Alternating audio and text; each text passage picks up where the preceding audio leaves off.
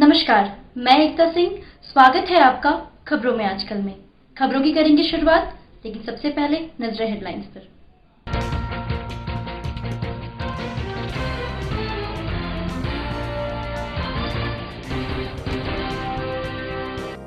कार्यपालक सहायक ने समाहरणालय के समक्ष अर्धनग्न होकर किया प्रदर्शन। 5 दिनों से कर रहे हैं प्रदर्शन। बाल विद्या निकेतन स्कूल के बच्चे बिना मास्क के जाते हैं स्कूल। जिला अधिकारी ने विद्यालय संचालक को भेजा कारण बताओ नोटिस।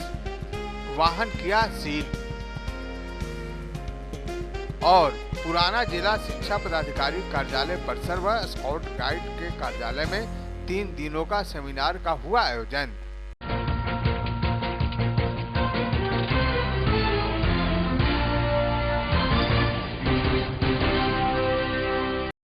अब खबरें विस्तार से। जहानाबाद समाहरणालय के समक्ष कार्यपालक सहायकों ने अपनी मांगों के समर्थन में अर्धनग्न प्रदर्शन किया। इस दौरान सरकार के खिलाफ जमकर नारेबाजी की। कार्यपालक सहायक पिछले कुछ दिनों से अपनी मांगों के समर्थन में हड़ताल पर रहते हुए धरना पर डटे हुए हैं। उन लोगों द्वारा आज अर्धनग्न प्रदर्शन के साथ जमकर सरकार विरोधी नारे लगाए गए। कार्यपालक सहायक चौधरी कमेटी की अनुशंसा को जल्द लागू करने और नियमित करने की मांग कर रहे थे। उन लोगों का कहना है कि हम लोग अपनी मांगों को लेकर पिछले 5 दिनों से आंदोलन कर रहे हैं। हड़ताल से सरकार के कई विभाग के कार्यालयों में कामकाज प्रभावित हो रहा है, लेकिन समस्याओं के निदान की दिशा में कोई वार्ता भी सरकार द्वारा नहीं की जा रही है। हड़ताली सहायकों की सुधि लेने भी अधिकारी मुनासिब नहीं समझ रहे हैं। आंदोलन कर रहे कार्यपालक सहायकों का कहना है कि जब तक मांग पूरी नहीं की जाती है, आंदोलन जारी रहेगा। साल का हमारी मांग है कि चौधरी कमेटी में जो अनुशंसा की थी उसको लागू किया जाए और नियमित किया जाए। क्या अभी तक आप लोग से वार्ता नहीं हुई है? अभी तक हम सरकार मने वार्ता के लिए राजी नहीं है। अभी क्या किए आप लोग अभी यहाँ पे? हम लोग अभी अर्धनग्न वस्त्र प्रदर्शन किए हैं। आगे चल के कुछ और करना पड़े, आत्मदाह करना पड़े तो हम लोग तैयार हैं। क्या नाम है आपका? सन्नी कुमार, कार्यपालक साहब।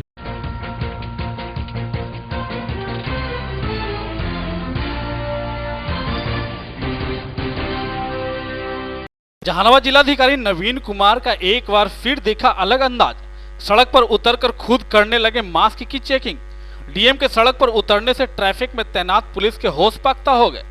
डीएम ने शहर के भीड़ भाड़ वाले एवं फिदा हुसैन मोड़ के समीप स्वयं सड़क पर उतरकर वाहनों की चेकिंग करने लगे। इस दौरान बिना हेलमेट व बिना मास्क पहने कई वाहन चालकों को पकड़ा गया। पकड़े गए वाहन चालकों से जुर्माना लगाया गया। वहीं इस दौरान स्कूली बस समेत 2 बसों को सीज भी किया गया है। स्कूली बस पर सवार वाहन चालक समेत सभी स्कूल के बच्चे बिना मास्क के थे। डीएम के इस कार्रवाई से वाहन चालकों में हड़कंप मच गया। इसके बारे में जिलाधिकारी ने बताया कि कोरोना के बढ़ते संक्रमण को देखते हुए लगातार अभियान चलाया जा रहा है। इसी के मद्देनजर आज बिना मास्क व बिना हेलमेट पहने वाहन चालकों पर जुर्माना लगाया गया। साथ ही स्कूल बस पर बिना मास्क के स्कूली बच्चे नजर आए, जिन्हें भी सीज कर स्कूल संचालक को नोटिस करने की बात कही। एक सवाल के जवाब में जिलाधिकारी नवीन कुमार ने बताया कि बाल विद्या निकेतन स्कूल के साथ साथ एक पब्लिक बस को भी नोटिस किया गया है। साथ ही बाल विद्या निकेतन के डायरेक्टर अनिल कुमार से बात कर आगे से ध्यान रखने की बात कही। फिलहाल दोनों बस मालकों पर नोटिस किया गया है। कोरोना के बढ़ते संक्रमण को देखते हुए जो हम लोग मास्क का चेकिंग अभियान और हेलमेट चेकिंग अभियान जो चलवा रहे थे, उसी को निरीक्षण करने के लिए मैं रोड पे खुद गया था और पाया कि बहुत से लोग, काफ़ी लोग हैं जो बिना हेलमेट और बिना मास्क के चल रहे थे। उन लोगों को फाइन किया गया है। 2 बसों को सीज किया गया है। एक बस पे ओवरलोडेड लोग थे जो बिना मास्क के थे, कंडक्टर और ड्राइवर भी बिना मास्क के थे। और एक स्कूल बस था जिसमें कंडक्टर ड्राइवर बिना मास्क के थे और बच्चे भी बिना मास्क के थे। उस बस को भी सीज किया गया। बस के अंदर गए थे और बच्चे? हाँ, बच्चों से हमने पूछा तो बच्चों ने बताया कि मास्क छूट गया है, घर पे छूट गया, मास्क नहीं है। तो संबंधित जो स्कूल्स हैं, बाल विद्या निकेतन, उस पर भी हम लोग एक नोटिस करेंगे कि क्यों बच्चे बिना मास्क के स्कूल जा रहे हैं और स्कूल बस में किस अवस्था में बच्चे बिना मास्क के बैठे हुए थे।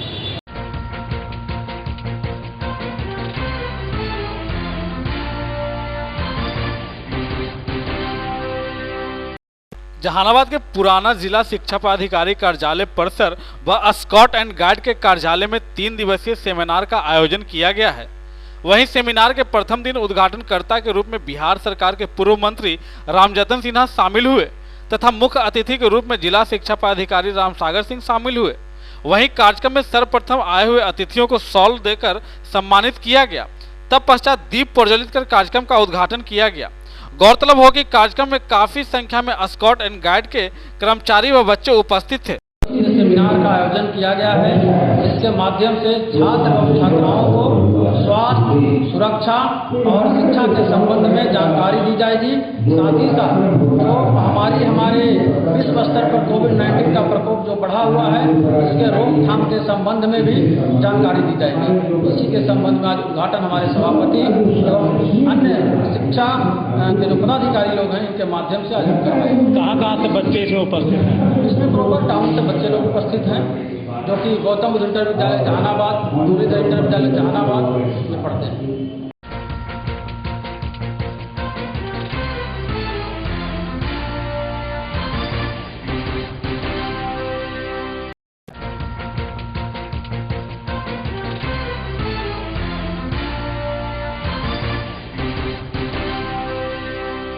महिला की सिर कटी लाश बरामद होने के बाद पुलिस ने पूरे मामले का उद्भेदन कर इस घटना में शामिल 3 लोगों को गिरफ्तार कर लिया है। गिरफ्तार लोगों में एक महिला भी शामिल है। इस घटना में शामिल 3 अन्य लोगों की तलाश में पुलिस जुटी हुई है। जहानाबाद के कल्पा ओपी क्षेत्र के बधार में 10 मार्च को महिला की सर कटी लाश मिलने के मामले में पुलिस ने खुलासा किया है। एसपी दीपक रंजन ने बताया कि इस हत्या में शामिल एक महिला सहित 3 लोगों को गिरफ्तार कर लिया है। पुलिस ने महिला के 8 वर्षीय बेटा शिवम को, जिसे आरोपियों ने बंधक बनाकर पटना में रखा था, उसे भी बरामद कर लिया है। एसपी ने जानकारी देते हुए बताया कि कल्पा थाना क्षेत्र के मचला से बीते 10 मार्च को एक महिला की सर कटी शव बरामद किया गया था। इस मामले को लेकर एसपी के द्वारा हत्या के उद्भेदन के लिए टीम का गठन किया गया था। पुलिस इस घटना के उद्भेदन के लिए टेक्निकल तरीके से अनुसंधान करते हुए घटना में शामिल अपराधियों तक पहुंची गई। एसपी ने बताया कि यह पूरा मामला प्रेम प्रसंग से जुड़ा हुआ है। उन्होंने बताया कि घटना में शामिल मुख्य आरोपी राजेश दिल्ली में काम करता था। इसी दौरान इस महिला से उसका प्रेम प्रसंग हो गया था, जिसके बाद उक्त महिला अनीता देवी आरोपी राजेश पर शादी का दबाव बना रही थी। इसी को लेकर राजेश ने सुपारी देकर महिला की हत्या की साजिश रची और महिला अनीता को झांसा देकर पटना से जहानाबाद लाकर हत्या करा दी। महिला अनीता का सिर काटकर हत्या कर दी। महिला की पहचान छुपाने के लिए उसके सर को छुपा दिया था, जिसे पुलिस ने बरामद कर लिया है। एसपी ने बताया कि घटना को अंजाम देने में कुल 6 लोग शामिल थे, जिसमें एक महिला सहित 3 लोगों को गिरफ्तार किया गया है। गिरफ्तार महिला आरोपी राजेश की मां बताई जाती है। घटना में शामिल बाकी अन्य लोगों की गिरफ्तारी के लिए छापेमारी की जा रही है। इस घटना के पीछे जो मेन मोटिव था वो था कि जो हमारा मुख्य अभियुक्त है राजेश पासवान, ये इस मृतका के साथ प्रेम संबंध में था और मृतका शादी के लिए बराबर इसके ऊपर दबाव बना रही थी और उस मृतका से पीछा छुड़ाने के लिए मुख्य अभियुक्त राजेश पासवान बेसिकली इसने पूरा प्लान बनाया उसके हत्या का। ये मेन मोटिव था उससे छुटकारा पाने के लिए। कैसे अंजाम दिया गया? इस घटना को एक षड्यंत्र के तहत इसमें जो भी शामिल थे उन्होंने एक षड्यंत्र मतलब किया और मृतका जो है वो पहले यहाँ पे आई दिल्ली से और उसके बाद जो अभियुक्तगण हैं वो आए, उनके साथी लोग आए। फिर मृतका को उन्होंने बुलाया फ़ोन करके, मृतका को लेके गए, उसकी हत्या की और उसके बाद उसके शव को फेंका, सर काट के जो है कहीं और छुपा दिया और इस तरीके से घटना स्थल से हम लोगों को जहाँ से धड़ मिला था वहीं से थोड़ी दूर पे हम लोगों को सर भी मिला। कितने लोग शामिल थे इस हत्या में? इस हत्याकांड में टोटल अभी 6 लोग शामिल हैं, इसमें 3 लोगों की गिरफ्तारी कर ली गई है। 3 लोगों की गिरफ्तारी के लिए हम लोग छापेमारी कर रहे हैं। तो महिला के पास कुछ जेवरात भी थे, कुछ इस तरह के बात? नहीं, अभी तो घटना स्थल से हम लोगों को ऐसे कुछ प्राप्त नहीं हुआ था। हम लोगों ने सर्च कराया था।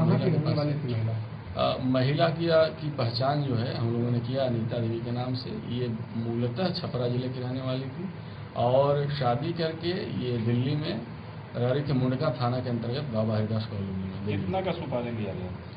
इसमें जो अभी पूछताछ के क्रम में पता चला कि अभियुक्त पक्ष ने हत्या कराने के लिए इनको 10,000 के करीब पैसे देके इसके लिए तैयार किया था और इस षड्यंत्र के तहत अभियुक्त पक्ष के जितने भी लोग हैं उन्होंने हत्यारों को पैसे देकर तैयार किया था और इसकी हत्या कराई। महिला के साथ एक बच्चा भी था, वो साथ महिला की 3 संतानें, 2 बच्चियां हैं जो पति के पास हैं, और जो सबसे छोटा बेटा है 8 साल का शिवम, वो महिला के साथ ही था, जो कि दिल्ली से जब वहाँ चली थी, लेकिन यहाँ से फिर कुछ पता नहीं चल रहा था। तो हम लोगों को यह आशंका था कि कहीं ऐसा न हो कि अपराधियों ने साक्ष्य मिटाने के या सबूत मिटाने की वजह से कहीं कुछ अनहोनी ना कर दिया हो इस बच्चे के साथ। लेकिन मुख्य अभियुक्त के स्वीकारोक्ति बयान पे बाद में हमने इस बच्चे को सही सलामत पटना के एक कमरे से बरामद किया।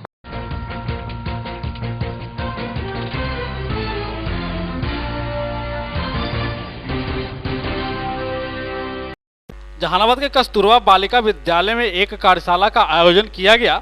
इस कार्यशाला में आए हुए अतिथियों ने उपस्थित लोगों को संबोधित करते हुए कहा कि अपने बच्चों के उज्जवल भविष्य के लिए स्कूल जरूर भेजें। किसी भी हाल में, किसी भी स्थिति में बच्चों को साक्षर होना अति आवश्यक है। ऐसे स्थिति में बच्चा आगे चलकर किसी तरह का कोई भी काम करने के लिए सक्षम रहेगा। इसी उद्देश्य के तहत जिले में चलाए जा रहे प्रवेश उत्सव कार्यक्रम के तहत जहानाबाद के कस्तूरबा गांधी बालिका विद्यालय में कार्यक्रम का आयोजन किया गया। साथ ही लोगों से अपील किया गया कि अपने बच्चों को स्कूल जरूर भेजें ताकि आने वाले समय में उनके उज्जवल भविष्य की कल्पना की जाए।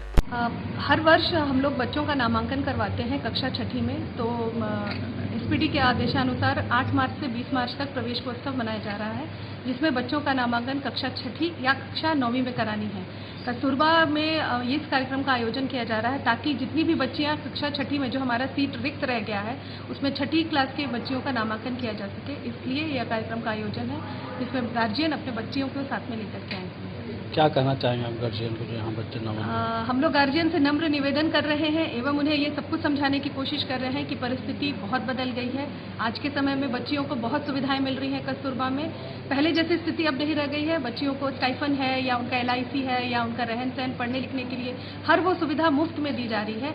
इसके साथ साथ अगले वर्ष से बच्चियाँ 8वीं के बाद 9वीं मतलब हाई स्कूल की भी पढ़ाई वो आसानी से यहाँ कर सकती हैं, मुफ्त, बिना किसी परेशानी के। क्या नाम हो? अपना नाम बता। Meenu.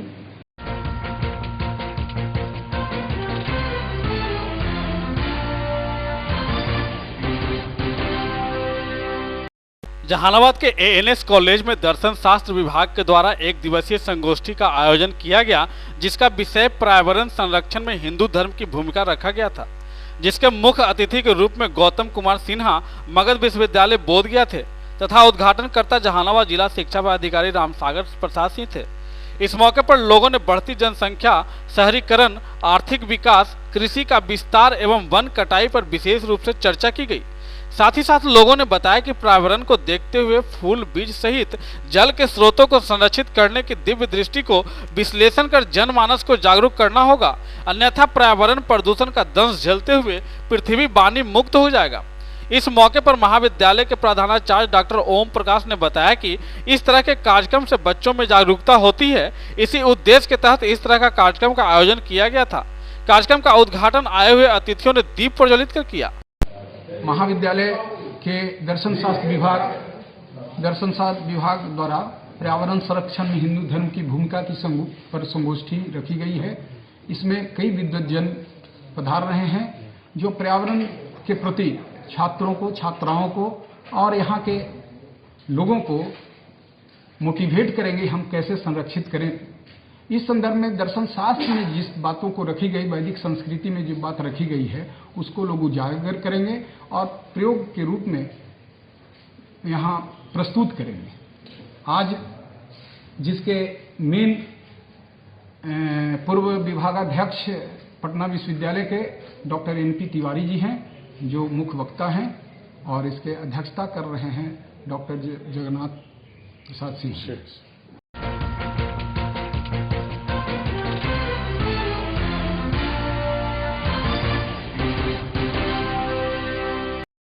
All India employees association, all India LIC employees federation, all India विकास अधिकारी एसोसिएशन, क्लास 1 ऑफिसर एसोसिएशन एवं अन्य जन संगठनों के आह्वान पर भारतीय जीवन बीमा निगम के कर्मचारियों ने कार्यालय बंद कर सरकार की जन विरोधी, मजदूर विरोधी एवं छात्र विरोधी एवं किसान विरोधी नीतियों के विरोध जमकर नारेबाजी की।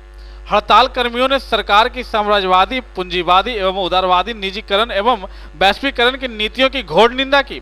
इस अवसर पर सभी हड़ताल कर्मियों ने सरकार के सामने अपनी मांगों को पूरा करने की बात रखी, जिसमें LIC में IPO को रोकना, 44 माह से लंबित नए संशोधित वेतन की घोषणा, कर्मचारियों ने शीघ्र सकारात्मक वार्ता कर इन मांगों को लागू करने का सरकार से आह्वान किया है।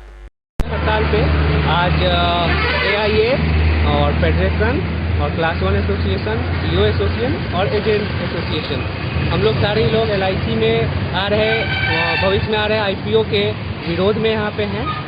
चूँकि LIC जो है शुरू से ही सरकार को पंचवर्षीय योजनाओं में 55,000 करोड़ से लेकर 65,000 करोड़ तक रुपए देती आई है और इनिशियल और वेरियस फंड में LIC अपने साइड से वो योगदान सरकार को करती आई है। अपने सरप्लस मनी को सरकार को LIC हमेशा से देती आई है, तो इसके IPO का कहीं से कोई ये बनता नहीं है। इसलिए इसके विरोध में हम लोग यहाँ पे आज इकट्ठा हुए हैं। सुबह से हम लोग स्ट्राइक पे हैं, आज 1 दिवसीय हड़ताल है इसके लिए। दूसरा FDI के लिए जो सरकार ने 74%, जिसको 49% को बढ़ा के 74% कर दिया, तो ये विदेशी निवेशकों को बस सरकार अपने साइड पे अट्रैक्ट कर रही है, जिसका हम लोग जोर विरोध करते हैं। आप लोग की मांग पूरी नहीं होती तो फिर आए क्या कहते हैं? आगे हम लोग और देशव्यापी हड़ताल पे जाएंगे। अभी 25 ट्रेड यूनियन हम लोग साथ में हड़ताल पे आए हैं और आगे इसको और हम लोग देशव्यापी रूप में आगे बढ़ाने का कोशिश करेंगे और जितने भी ज़्यादा से ज़्यादा हो सकता है इसमें संगठन को जोड़ेंगे, लोगों को जोड़ेंगे, जो इसके LIC के बारे में जानते हैं उनको ये हम लोग अवेयर करेंगे कि हम लोग कैसे बेहतर हैं अभी और कैसे आगे चल के इस संस्थान को कमज़ोर करने की कोशिश सरकार कर रही है। क्या नाम हुआ आपका? मैं कुमार सत्यम, बेस सचिव।